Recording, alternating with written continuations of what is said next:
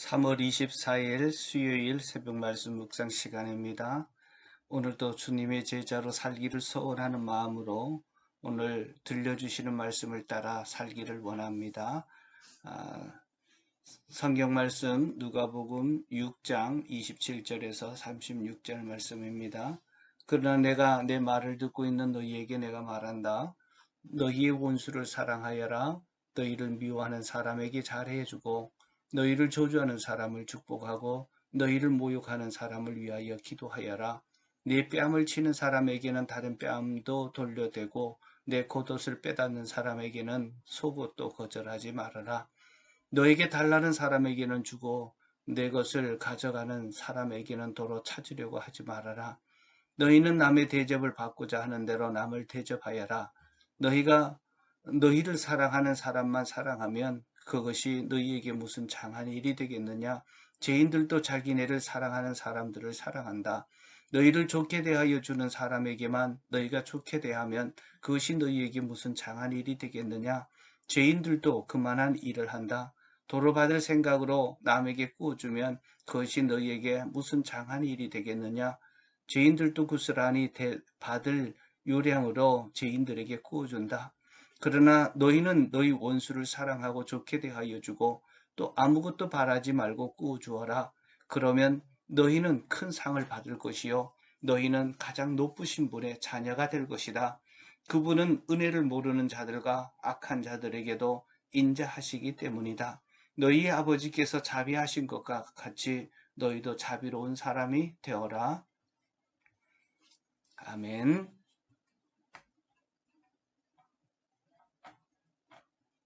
제자란 어떤 사람입니까? 27절에 보면 그러나 내 말을 듣고 있는 너희에게 내가 말한다. 제자란 예수님이 하신 말씀을 듣고 움직이는 사람입니다. 예수님의 말씀을 듣고 움직이는 제자는 내가 생각하지도 않고 계획하지도 않았던 일들을 하도록 요청받을 수도 있습니다. 그래도 그 일을 해야 하는 자가 제자입니다. 그러므로 주님의 말씀에 순종하려고 하면 괴롭고 난처하고 곤혹스러운 일을 만날 수도 있고 삶의 위기도 만날 수 있습니다. 오늘 본문에서 예수님은 제자들에게 원수를 사랑하라고 하십니다. 미워하는 자들에게 잘해주라고 합니다.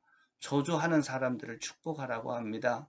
모욕을 주는 사람을 위해서 기도하라고 합니다. 이 뺨을 치면 저 뺨까지 대주라고 합니다. 겉옷을 빼앗는 자에게 속옷까지 주라고 합니다. 아무도 이렇게 살고 싶어 하지 않을 것입니다. 나를 미워하고 저주하고 모욕을 주는 사람과 엮이고 싶지 않을 겁니다. 만나고 싶지도 않고 게다가 나에게 피해를 주고 자존심을 상하게 만드는 사람과는 상종조차 하기 싫어합니다. 받은 만큼 아니 더 크게 갚아주고 싶은 것이 사람들의 심정일 것입니다. 그런데 주님은 그런 사람들을 사랑하라고 합니다. 내가 먼저 축복하라고 합니다. 억울한 일을 당하라고 합니다. 있는 것도 주라고 합니다. 예수님은 까다롭고 불편하고 아픔을 주고 피해를 주는 사람에게 잘해주라고 합니다. 아무것도 바라지 말고 좋은 것을 주고 원수를 사랑하라고 합니다. 미워하는 사람을 미워하고 잘해주는 사람에게만 잘하면 죄인들과 무슨 차이가 있겠느냐 말합니다. 이 32절에서 34절에 보면 너희가 너희를 사랑하는 사람만 사랑하면 그것이 너희에게 무슨 장한 일이 되겠느냐? 죄인들도 자기네를 사랑하는 사람들을 사랑한다. 너희를 좋게 대하여 주는 사람에게만 너희가 좋게 대하면 그것이 너희에게 무슨 장한 일이 되겠느냐? 죄인들도 그만한 일을 한다. 도로 받을 생각으로 남에게 구워주면 그것이 너희에게 무슨 장한 일이 되겠느냐? 죄인들도 고스란히 대받을 요량으로 죄인들에게 구워준다. 제자는 내가 하기 싫어도 주님이 하라고 하면 그대로 행하는 자가 제자입니다. 내가 피해를 보고 곤욕을 치루어도 주님이 하라고 하면 하는 것이 제자입니다. 예수님의 가르침의 핵심은 이웃을 사랑하는 것입니다. 악을 악으로 갚지 말고 도리어 축복을 빌라는 것입니다. 왜냐하면 보복과 복수는 사람을 하나로 묶을 수 없습니다.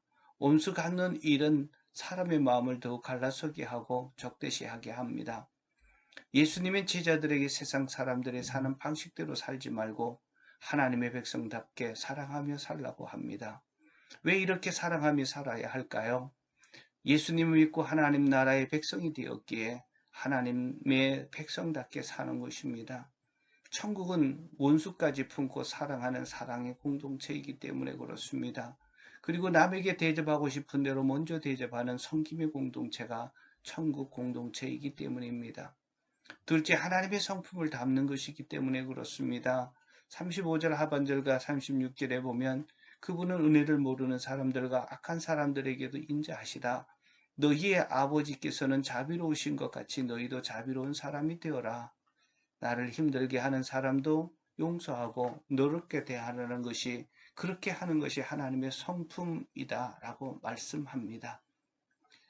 셋째로, 하늘에서 상이 크기 때문입니다. 36절에 그러나 너희는 너희 온수를 사랑하고 좋게 대하여 주고 아무것도 바라지 말고 꾸어주어라. 그리하면 너희는 큰 상을 받을 것이요 더 없이 높으신 분의 아들이 될 것이다. 우리의 상급은 사랑할 수 없는 사람을 사랑하는 것이고, 나에게 아프게 하고 힘들게 하는 사람들을 사랑하려고 한 만큼 상급을 받는다는 것입니다. 그것이 바로 하나님의 아들의 삶입니다. 우리 힘으로 사랑할 수 없습니다. 하나님이 원하신다는 것을 알고 그렇게 살기로 할 때 하나님의 자비가 부어집니다. 하늘에서 받을 상급을 바라보고 사랑하려고 하면 사랑할 수 있는 능력이 생깁니다. 이것이 바로 신비입니다. 하나님의 나라에 살고 있습니까? 제자의 삶을 살기를 소원합니까? 제자는 제멋대로 살려고 하지 않고 자기 의견을 내세우려고 하지 않고 주님의 뜻을 알고 주님이 말씀하시는 것을 이루어가는 사람입니다. 하나님의 성품대로 사랑하며 살려고 하나님의 도우심을 구하며 사는 사람입니다. 하늘의 상급을 바라보고 상급을 준비하며 사는 사람입니다. 이런 제자를 주님은 원하십니다. 기도하겠습니다. 하나님, 제자는 주님이 말씀하시는 바를, 주님의 뜻하신 바를 행하며 사는 자들입니다. 주님의 말씀을 받아 살기에 내가 계획하지 않고 원하지 않아도 주님이 하라고 하시면 해야 돼 하나님 하는 제자입니다. 그렇게 살 수 있도록 주님 도와주시옵소서. 특별히 사람을 사랑하고 나에게 잘 대해주는 사람뿐만 아니라 나를 힘들게 하고 나를 어렵게 만들고 난처하게 만들고 억울하게 만드는 사람까지도 사랑하고 축복하고 기도할 수 있는 자 되게 하여 주옵소서. 하나님의 아들답게 살기를 원합니다. 제자답게 살아서 하나님의 성품을 이 땅에 알려주고, 그리고 이 땅을 사랑의 공동체, 섬김의 공동체, 평화가 넘치는 하늘나라로 만드는 일에 쓰임받기를 원합니다. 내 힘으로는 할 수 없습니다. 그러나 주님께서 말씀하셨기에 그대로 살려고 할 때 할 수 있는 능력을 주시고, 나는 할 수 있는 하나님의 능력과 모든 것이 부족하지만 주님의 상급을 바라보고 그렇게 살려고 할 때 사라지는 역사들이 있게 하여 주시옵소서.